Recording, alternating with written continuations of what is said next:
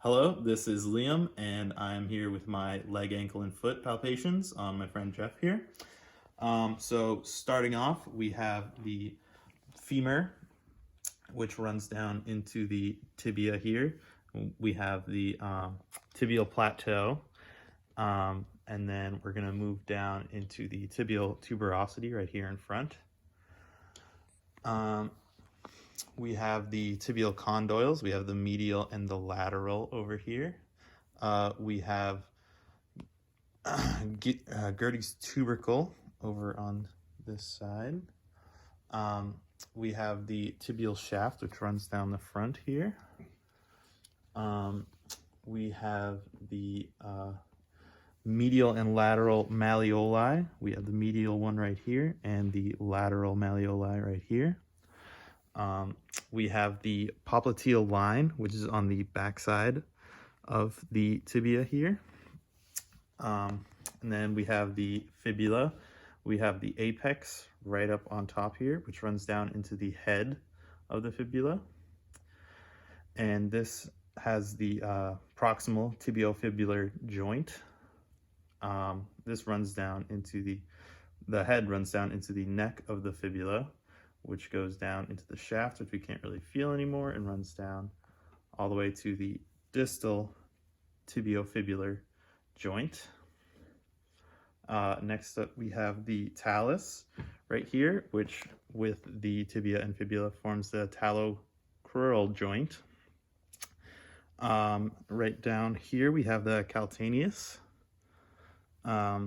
which has the sustentaculum tali, which is the shelf where the talus and the calcaneus meet, as well as the, this is where the subtalar joint is.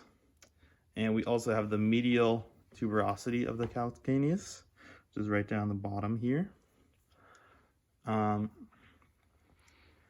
We have the cuboid bone. Well, let me think about where that is. We have the cuboid bone, which is right in here, where my thumb is. We have the cuneiforms. We have the medial, middle, and the lateral one right here. And we also have the metatarsals right here. We have the head, shaft, and base of the metatarsals. And on the fifth one here, we have the styloid process. And this forms the metatarsophalangeal joint right here, which connects to the proximal phalanges here. And each one has that same joint. Then we have the proximal interphalangeal joint, which happens on toes 2 through 5. And we have which is between the proximal and middle phalanges. And then we have the distal interphalangeal joint, which is between the middle and the distal phalanges, sorry. And then right on the bottom, right here, underneath, we have the seismoid bones. Okay, and then now we're going to move to muscles. So starting with the anterior, we have the tibialis anterior, which dorsiflexes and inverts the foot. Its origin is the lateral condyle and inserts on the first cuneiform and the base of the first metatarsal right here. Then we have the extensor digitorum longus, which extends toes 2 through 5. Its origin is the lateral condyle as well, and the proximal 3/4 of the fibula, as well as the interosseous membrane here. And it inserts on the phalanges 2 through 5, and you can see it running down into each one right here. Then we have the extensor hallucis longus, which extends the great toe here, and it also dorsiflexes the foot. Its origin is the middle 2/3 of the fibula, which is right about here, and the interosseous membrane, and it inserts on the distal phalange of the great toe.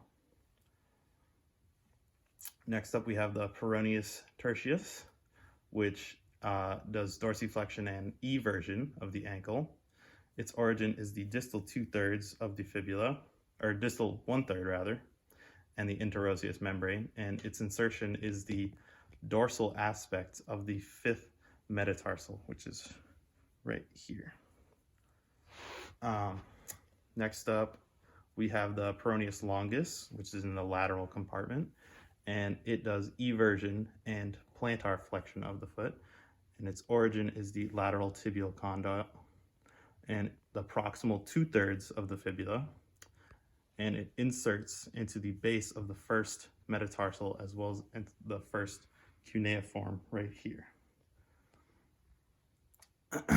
Then we have the peroneus brevis, which is does eversion and plantar flexion as well, and its origin is the distal 1/2 of the fibula and insertion on the styloid process of the 5th metatarsal right here. And then for posterior, we have the, do you mind just getting, yeah, perfect. Thank you. We have the gastrocnemius, which provides plantar flexion, and it runs from the condyles of the femur up here, and it inserts into the calcaneus via the Achilles tendon right here. Next, we have the soleus, which also provides plantar flexion, and its origin is the middle tibia and the proximal fibula right here, and its insertion is the calcaneus via the Achilles tendon as well. And finally, we have the plantaris, which is a weak plantar flexor, and its origin is the linea aspera, and its insertion is the calcaneus as well. And then for the deep posterior, we have the tibialis posterior, which provides plantar flexion and inversion, and its origin is the middle posterior tibia, which is right in here, and the medial fibula as well, around here, and the interosseous membrane between those two, and it inserts into the navicular, the medial cuneiforms and metatarsals 2 through 5 by running around and in front to the area there. And then we have the flexor digitorum, which is, provides flexion for toes 2 through 5, and its origin is the posterior of the tibia, insertion in the base of distal phalanges 2 through 5, which is right in here, and the base of the phalanges here. And then we have the we have the flexor hallucis longus, which flexes the great toe, and its origin is, thank you, Jeff, posterior fibula and the interosseous membrane, which is right in here, and its insertion is the distal phalanges, or distal phalanx of the great toe, right down in here. Finally, we have the connective tissue, which, starting off, we have the anterior, thank you. We have the anterior tibiofibular ligament right down in here, which connects the tibia and the fibula down bottom here. And we have the anterior talofibular ligament, which connects those two with the talus.